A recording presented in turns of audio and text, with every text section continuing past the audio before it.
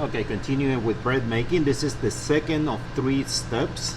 The step 1 was to make the dough, and then we allow the dough to proof, to rest at room temperature and create bubbles inside, gas.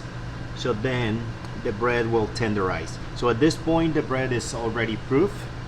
Oh, the dough, I mean to say. So it has double the size. So at this point what we're gonna do is we're gonna take it off the container, and you can see that it has built a lot of gas inside as a result of fermentation.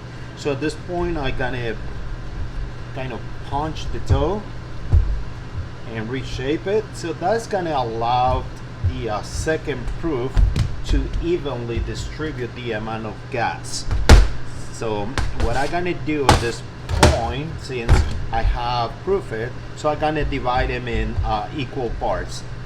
So this part I'm gonna use it for one type of bread. I'm gonna use it for focaccia, and this I'm gonna use it for dinner rolls. Different purpose with the same type of dough. So it's really tender at this point. So we just gonna go ahead and shape the dinner rolls. So gonna cut equal pieces. If you do this at home, you don't have to be precise in the size. This is what you get. But of course, if you're doing this professionally, then you do want to get exactly the same amount. In doing so, you want to use a scale and always use exactly the same amount of flour, same amount of dough. Okay, so it is already shaped. So now we transfer it to our tray, and I continue the process. So for the other step, for the focaccia,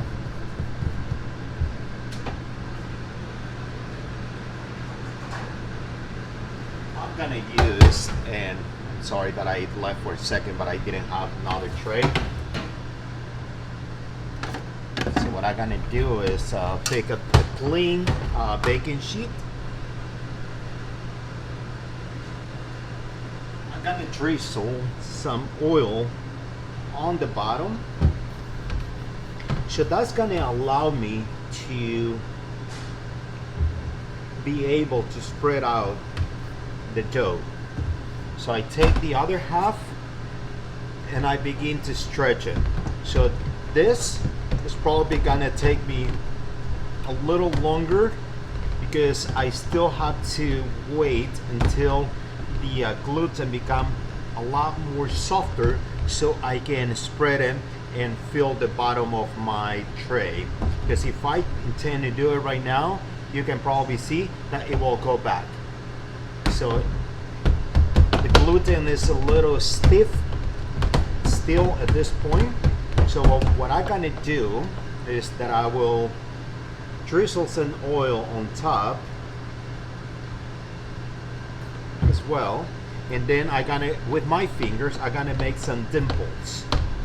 So that's gonna allow me to keep the oil without dripping over the tray, and I'm gonna allow it to rest for another 10 minutes or so, and then I'm gonna come back to stretch it, and by then I'll be able to fill up the bottom of the pan or the baking sheet. The actual name is sheet pan.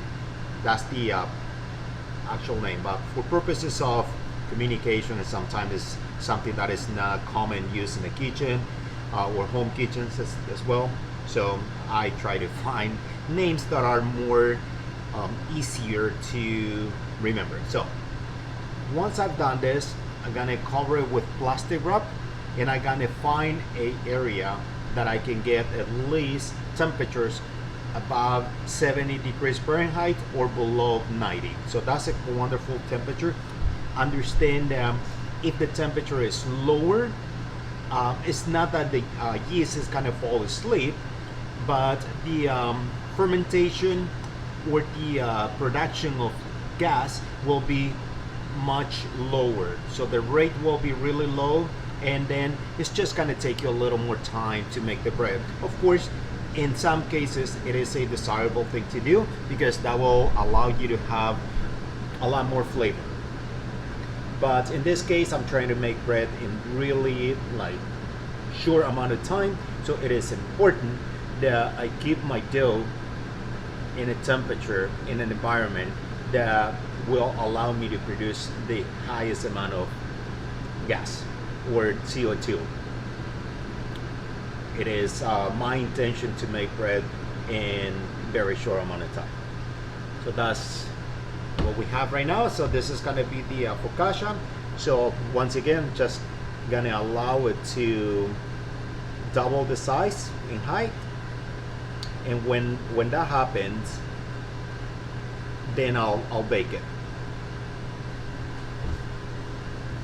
This is the and here we have the dinner rolls. So I'm gonna continue shaping those dinner rolls. Just looking for my bread cutter, couldn't find it, so I continue to shape. One of the things, and this is a technique that it takes time, so what you wanted to do to be able to shape the dough is you wanted to put a little pressure, and then you wanted to lap the dough, so then it will, with your hand kind of like pressing it, you will be able to shape it in a round, even ball.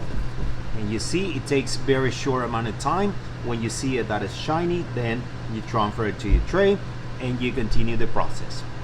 So this, once again, this is the step 2 of 3 steps in bread making.